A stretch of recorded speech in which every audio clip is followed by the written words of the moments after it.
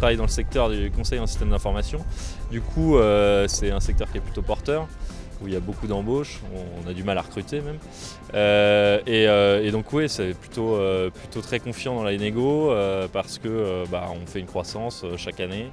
Donc je connais les chiffres, j'ai des objectifs qui sont chiffrés, donc ouais, c'est pas un problème la négociation, que ce soit même pour un nouveau job ou pour une évolution salariale chaque année, quoi.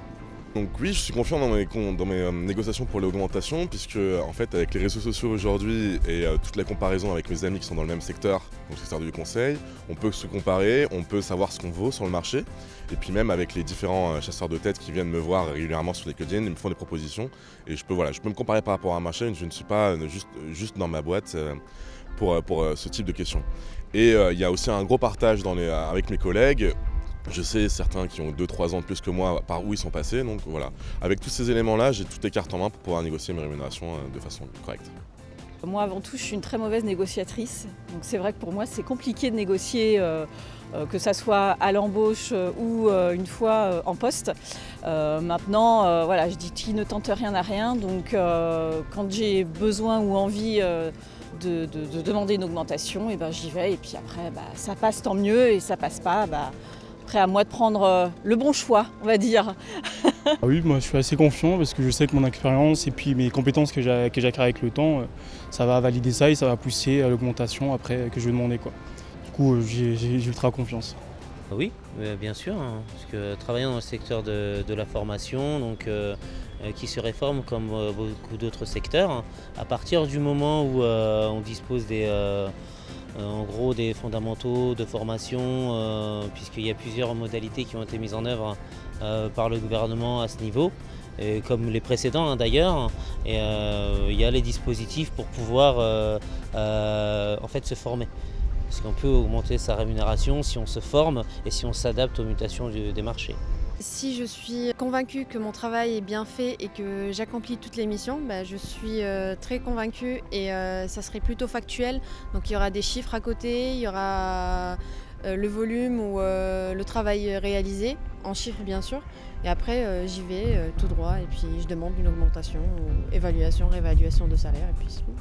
Pas trop, je coche toutes les mauvaises cases, un senior en fin de carrière et puis la situation d'entreprise n'est pas très florissante.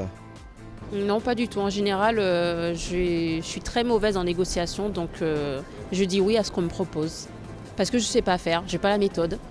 Je sais pas, j'ai pas confiance en moi là-dessus, donc voilà.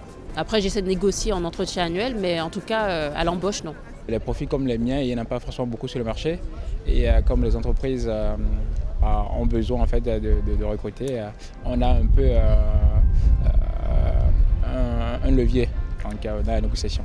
Oui, parce qu'en général, je fais bien mon boulot, donc je demande quand je suis en position de demander et mes patrons en général l'acceptent.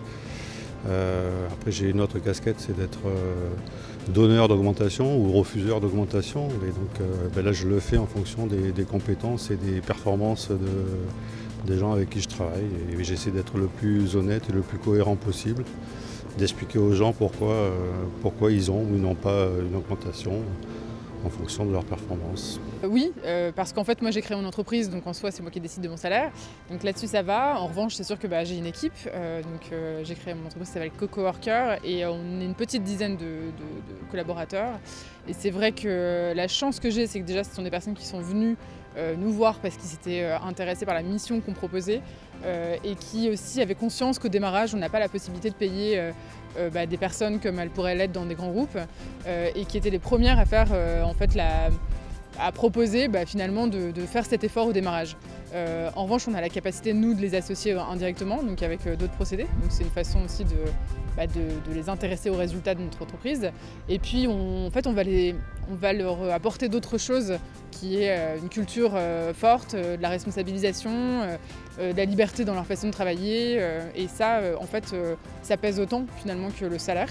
Et ils ont l'air très heureux, en tout cas ils restent, ils sont pas obligés de rester.